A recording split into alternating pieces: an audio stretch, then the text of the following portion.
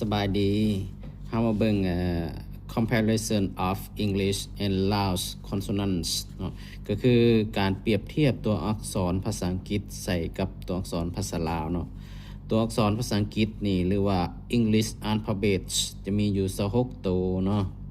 อันนี้จะเป็นแถวตัวพิมพ์ใหญ่อันนี้จะเป็นตัวพิมพ์น้อยอันนี้คำอ่านในภาษาลาวเนาะ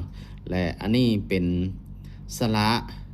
และพยัญชนะเวลาเทียบใส่กันกับตัวสะกดภาษาลาวหรือเทียบใส่กับตัวสะกดภาษาอังกฤษเนาะเฮามาเบิ่งเนาะตัว A อันนี้ตัวน้อยเนาะ A เท่ากับสระ A สระ แอสระ อาในภาษาลาวนี่ตัว A ตัวเดียวในภาษาอังกฤษตัว A ตัวเดียวเท่ากับภาษาลาวอยู่3สระเนาะตัว B อันนี้ตัว B เนาะตัว B เท่ากับตัวบอในภาษาลาวตัว C เท่ากับอยู่ตัวคอตัวกอตัวสอตัวซอเท่ากับอยู่4ตัวในภาษาลาวเนาะตัว D แบบนี้ D ตัว D เท่ากับตัวดอในภาษาลาวตัว E เท่ากับสระ A สระ E ในภาษาลาวจะเท่ากับอยู่2สระเนาะตัว F จะมีเสียงตัว for ไฟทางท้ายเนาะเท่ากับตัว for เนาะ for ไฟเนาะ G เท่ากับอยู่3ตัวในภาษาลาวก็คือตัวกอตัวจอตัวยอตัว H เนาะ H เท่ากับอยู่2ตัวคือตัวหอกับตัวฮอในภาษาลาวตัว I เท่ากับสระอิกับสระไอในภาษาลาวตัว J เท่ากับอยู่3ตัวในภาษาลาวคือตัวจอตัวยอตัวซอเนาะ อันนี้ตัว K ก็เท่ากับตัวกอกับตัวขอในภาษาลาวตัว L เนาะตัว L เท่ากับตัวลอตัว M เท่ากับตัวมอ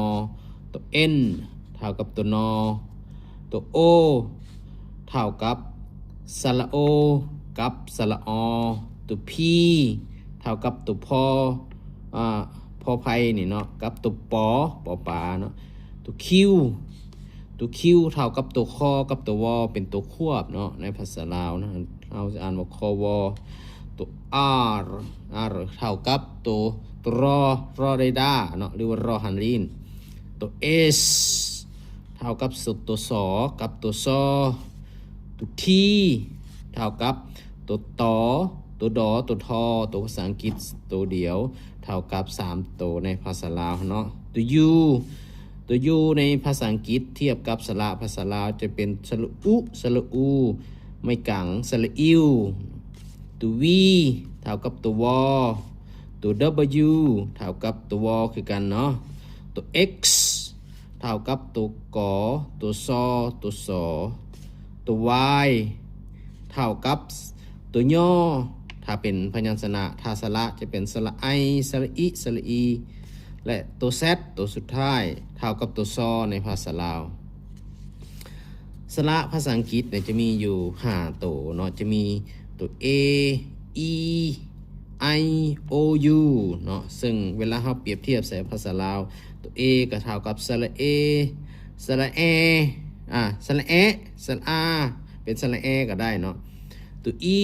เป็นสระ A สระ I สระ E ตัว I เป็นสระ E สระ I ตัว O เป็นสระ O สระ อตัว U เป็นสระอุสระอูไม่กังตัว Y เท่ากับสระไอไม่ไม้สระอิสระอีเนาะ ถ้าเป็นพยัญชนะตัว Y จะเท่ากับตัวยออันนี้คือตัวสระภาษาอังกฤษเนาะเวลานำไปใส่มันจะขึ้นกับตัวสะกดทางท้ายเนาะและสำหรับคลิปที่2เฮามาเบิ่งเกี่ยวกับสระผสมภาษาอังกฤษเนาะ